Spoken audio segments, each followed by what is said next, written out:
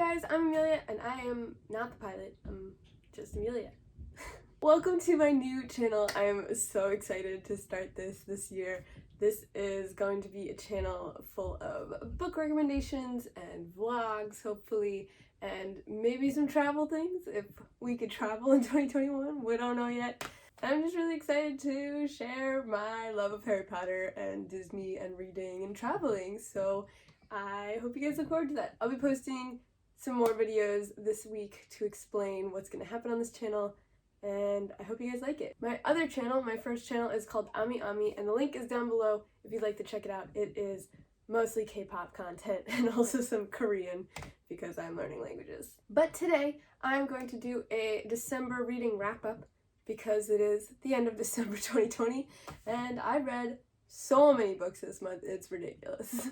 So I read a lot of short books this month, and I read like some books all over the place this month because I was trying to reach my goal of 100 books for this year, so that's why I read so much. It's also December and I had off for a while, so. The first book I read this month is called The House in the Cerulean Sea by T.J. Klune. I liked this book, but I don't know if I did. It was very unfortunate events. It was very like adventure-y, sort of childish. I'm not sure if it was adult fiction or young adult or kid. Like, it read like a children's book, but the main character was an adult man who works at a desk job, which I don't really feel like fits the demographic of children. Like, I don't think a child would want to read this because the main character is like an adult businessman, and that's like not relatable for children. You know what I'm saying? But it's a fun little story. I actually got this recommendation from Carrie Cakes. You should go check out her channel. She has a book channel and also a vlogging channel. It was like a fun little fantasy read. It had some cool aspects to it, but it reminded me a lot of A Series of Unfortunate Events and also Miss Peregrine's Peculiar Home for Children or whatever that series is called. It had that sort of vibe, you know? The story follows Linus Baker, who, as I said, is a middle-aged businessman who sits at his desk all day and works real hard in a sort of oppressive government in a city where it always rains.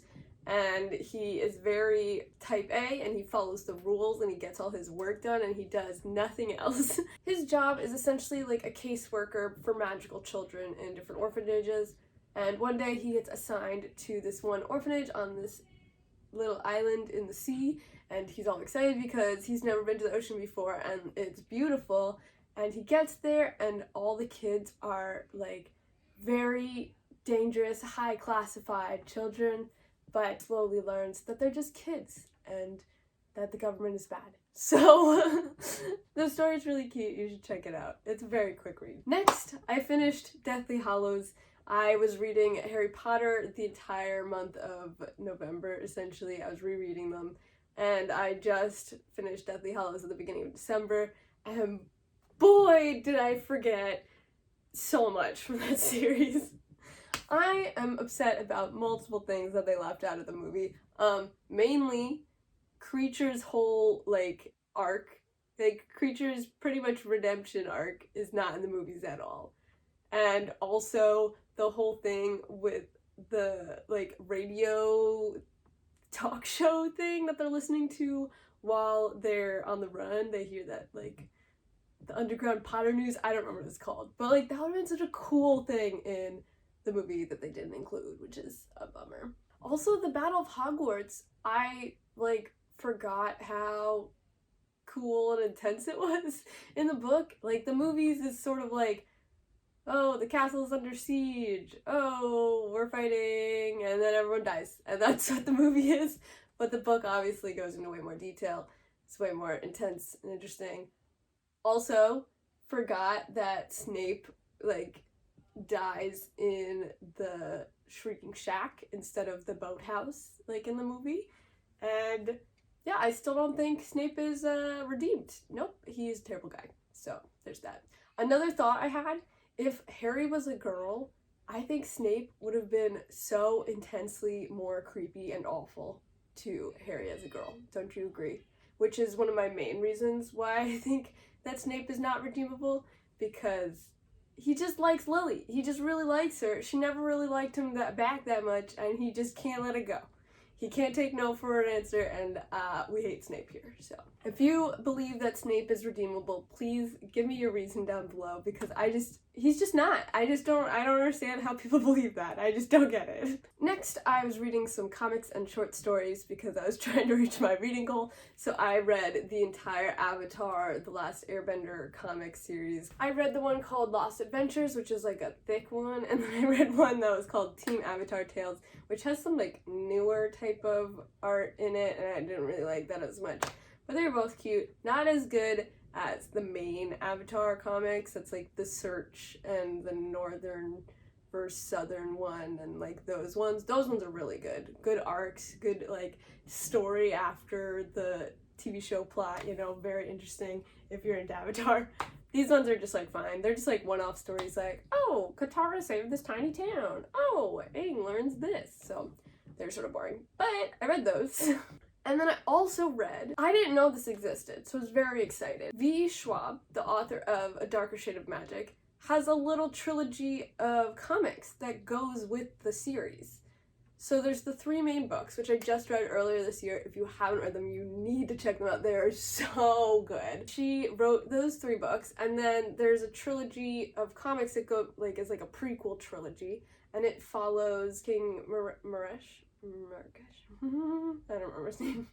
The dad of, like, the king. It follows the king's story when the king is younger. It was a good little, like, story, and it was a very quick read. So there's three different comics that go right before. So it was really cute. Other things I didn't know that existed that I read this month. There's other Harry Potter books that are, like, ebooks that I guess Daniel Radcliffe released back in the day for like a Red Nose Day or something, but I like literally didn't know they existed at all. I don't know why people don't talk about this more, but there's a prequel. There's a prequel book. Don't get too excited, sorry. It's 1 page, but it's James and Sirius, and it's 1 page, and it's such a great little story. You can find it online for free. I will link it down below, and it's so cute. It's handwritten, and I guess Daniel Radcliffe wrote it for a auction of some sort, but it is online for free. So I also discovered there's these 3 ebooks. There's like, it's like Hogwarts, an Incomplete, Unreliable Guide or something. There's 3 of them. And they're ebooks that they packaged from the Pottermore articles. So it's not too exciting, but I thought it was cute the way they like organized it. So there's 3 of those ebooks, and I found them, I think they're like $2 each on Amazon or something, but I also found them for free online, so if you want those, links down below. It's like Lupin's entire story, and then there's like Umbridge's entire story, I think there's Sybil Trelawney's entire story, and it's like all the Pottermore articles about them all in one thing. So you get like Lupin's backstory, Lupin's like Hogwarts years, Lupin's adult life, Lupin's werewolf story, I don't know, and it just gives you like all his stats, and then it tells you his little stories, and I thought it was really cool. I can't believe I didn't know these existed when I've been a Harry Potter fan for so long, and like no one talks about this. And then I finally finished the Shatter Me series. I was waiting for the ebook of the last and final installment in the series called Imagine Me. Honestly, not that good. I liked the 5th one or whatever the last one was, but this final installment, I thought it was just like, oh, this isn't over yet. Like, they're still doing this whole like battle thing, and the sister is alive but she's dying, and like Juliet has to save the world yet again. So like I thought it was a like fun little series in the beginning. Like the first couple books were like a good little young adult fantasy novel, you know, and then the plot just kept getting crazier and crazier, and I thought the last one was fine, but then this one, Imagine Me, was like, why are you still writing these? They're just not even good writing, and it's just... But I finished the series, so we're done with those. I'm donating them to my local book thing. Next, I read The Water Dancer. This one was really interesting. However, it took me a really long time to like get through. I'm not really sure why, because it was really well written as well. I really enjoyed it.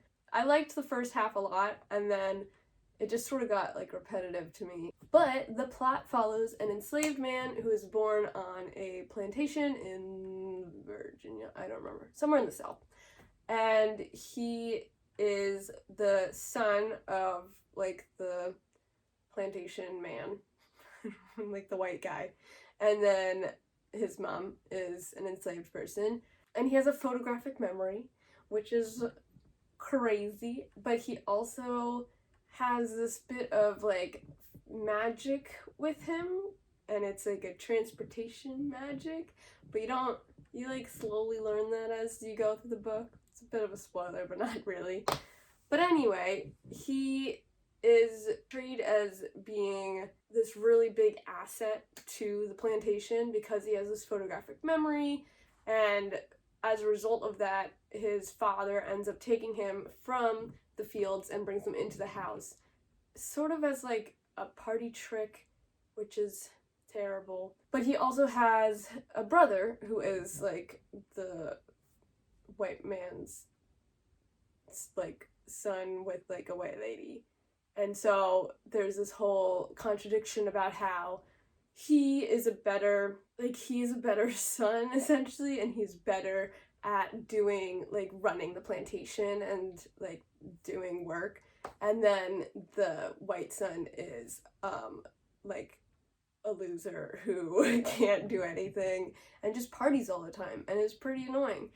So it shows that like contrast and makes you think about that. And then it's about the Underground Railroad. So as the book goes, there's all about these different escapes and captures and a little fantasy magic that's thrown in there, which I was so surprised when it happened, because the first half of the book is just like normal life happening, pretty much. Like he's working on the fields, and then he's working in the house, and then there's a river, and like all of a sudden there's this like new fantasy thing going on, and I was like, what is happening? But it was a good book overall, and also the cover is really pretty. Next, I read the little books that are in Leigh Bardugo's series Shadow and Bone. I didn't realize there was like half books, but they're just like little ebooks, so I read them now. I love Leigh Bardugo's writing so much, and the Shadow and Bone series and Grishaverse is just so good, and you need to read it, especially because there's a new Netflix show coming out soon. I think it's coming out in April, and I hope it's gonna be good. We'll see. But there's these little ebook stories in between. So there's Demon in the Wood, which is like a prequel story for the Darkling, which was pretty interesting. Then there's the Tailor, which is a prequel story about Genya. And then there's this collection called The Language of Thorns, which is essentially like Leigh Bardugo's take on like old folk tales, which I thought was so interesting. And I really liked the way she did them. Was like, they were just like more real to me, because their endings told lessons, but they weren't like a positive type of lesson. It was more like a, this is how life is, this is the result, like type of lesson, which I thought was really interesting. They were just so good. I also read 2 ebooks from Maggie Stiefvater. She wrote the Raven Cycle series, which I love. She's also one of my favorite authors. And I read her short story called Opal, which is about the little dream character that Ronan dreams up, Opal, who's, I guess, like a satyr. So it's from her perspective, and it's like a cute little story. And then I also read one of Maggie Stiefvater's Christmas ebook things. She used to write a Christmas story every single year of the like Raven Cycle universe, so I read that one. It was very cute. I read A Very Declan Christmas. Then I was reading Pride and Prejudice, which was so good. I've read this one a couple times, but my problem with Jane Austen books is I like always forget this story. I literally don't know why. I have no idea what's going on, but I read them and I'm like, wow, that was really good. And then literally a year later, I'm like, have I ever read Pride and Prejudice? What happens in that book? So I reread them. Anyway, I just reread Pride and Prejudice, and it was so good. And then I watched the movie with Keira Knightley and that guy, and like, Oh my god. The movie's like literally been stuck in my head now, like for 2 weeks. It's driving me nuts. Like that scene at the end where she's like, Lizzie for every day, my pearl for Sundays, and Goddess Divine, but only on very special occasions. Like, I can literally quote the entire movie now, and I've only seen it like 2 times. I don't even know. Also, I love that part where Mr. Collins is like, these potatoes are exemplary. If you haven't seen that movie, you should check it out. It's on Netflix. It's so good. I just really want to be a fancy 18th century lady who sits in a mansion and reads books by the fire and has a nice British man. The plot of Pride and Prejudice, if you don't know, is that there is this girl, Lizzie, and she has like 4 or 5 siblings. They're all girls, and they are pretty well off. They're like semi-rich, I guess, but they don't have like a mansion. They just have like a nice house.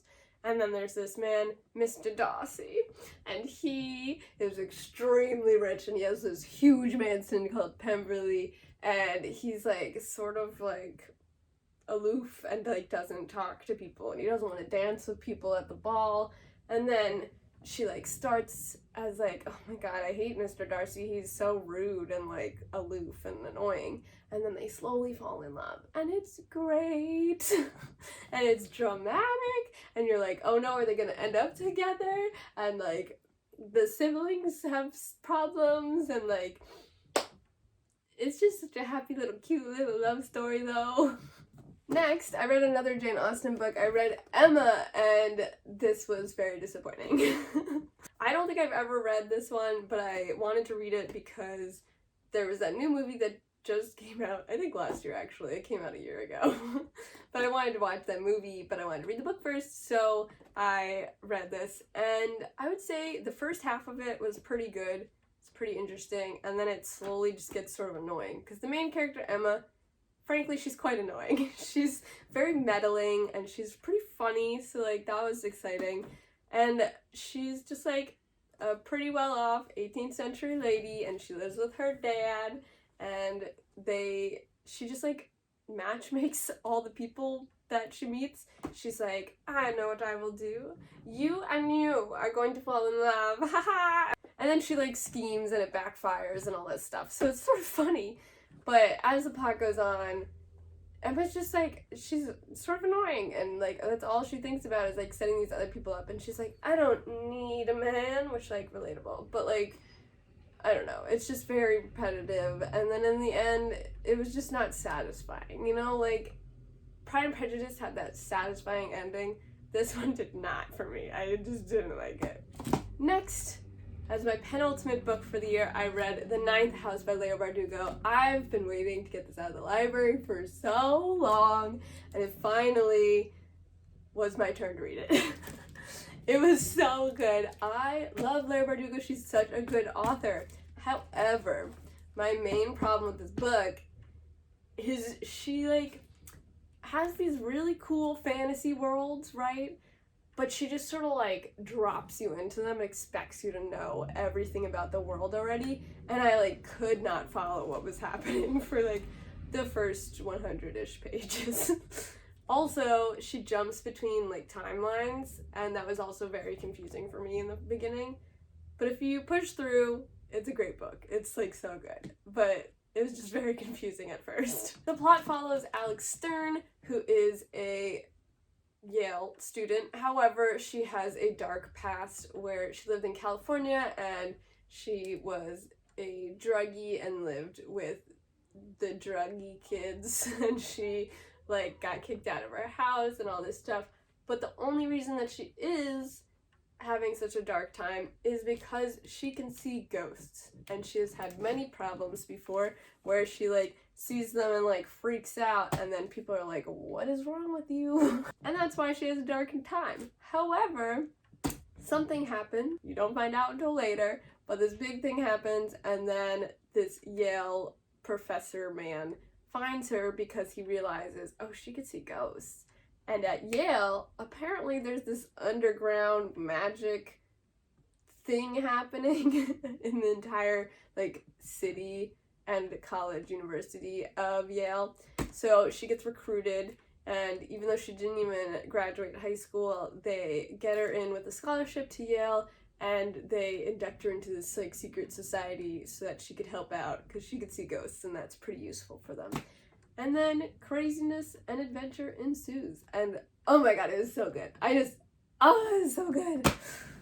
I'm so excited. But she's apparently writing more in this series, so I'm very excited to read the rest of those. But such a good universe though. Like, oh, I love Bardugo.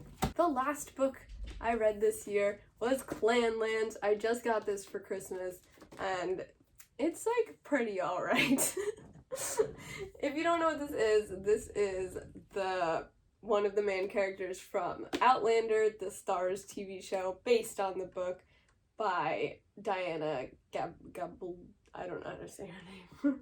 Anyway, this is Jamie Fraser, otherwise known as Sam Heughan, and then this is Dougal Mackenzie, otherwise known as Graham McTavish. So these are two actors from Outlander, and they are pretty tight friends, and they decided to go on this road trip around Scotland and make a TV show. And the TV show is called Men in Kilts. I'm not quite sure when it's coming out, but I think it will be on Stars, and is them going to like historical places in Scotland and learning about it / teaching us, also drinking a lot of whiskey and having a good little time. So I think that show is going to be really, really cool. However, they also wrote a book of like their time there type of thing. And this is essentially like a behind the scenes look at their adventure, but then it's also giving you, I think, the same information that the TV show is going to give you. And it's okay. I would say, as I'm reading this, it's definitely gonna be better as a TV show. Like, I feel like they made this book just to make some extra cash, you know? It's not that interesting or that good. I guess it gives you a little look into their personalities more, but, like, I don't really care, to be quite honest. It's okay. The way it's written is sort of like diary entries, I guess. So it'll say, like, Sam, and then he has a whole paragraph or whatever, and then it says Graham, and then Graham has a whole paragraph or whatever describing stuff. But they also, like, put in little, like, asides, I guess. Like, Sam will be saying, oh, like, I know how to drive this camper van really well, but I'm not going to tell Graham that because I like to keep him scared. And then it'll say, like, in parentheses, and it'll be like, Graham, like, oh, he's so annoying, or something like that, you know? Like, it's like they are like bickering in the book, which is sort of cute. However, another downside of this book, there's so many product placements in it, it's like ridiculous. Sam Heughan actually, besides being a successful actor, has like so many business projects. So pretty much every other chapter he's like, try Sassenach whiskey. It's delicious. It tastes like the sun on a nice Scottish day in the Highlands with the heather all around you. Or what, I don't know. And he wrote like a whole page talking about how good this whiskey is, which is fine, but they do it a lot, and it's sort of annoying. And now I'm curious to see in the TV show how much he like promotes his own stuff. Because he has the Sassenach whiskey, and he also has Sassenach tartan, I think. And then he's also like the face of a bunch of random brands. So like, I don't know. Another interesting thing that they've included in this book though, Sam has like these two super fans that like stalk them, which I think is insane. I think it's really interesting that they chose to include it because it makes me feel really bad for him, but it also makes him look good at the same time, because it's like he like runs away from them, but he usually will like take a picture with them or whatever. But they also are like full-grown women. It's like a woman and her daughter, and the woman is like, you need to marry my daughter, Jamie, and he's like, I'm not Jamie, I'm Sam. Which is like, oh, there's some scary people out there, man. I'm curious to see if they're in the TV show, though. But it's, like, interesting that they included that, because it's, like, I feel like those ladies are going to get hate from this. but then it's also like, is this giving them the attention that they want, you know? But that was my opinions on Clanlands. What did you guys read this year? Let me know down below. I'm always looking for more books to read.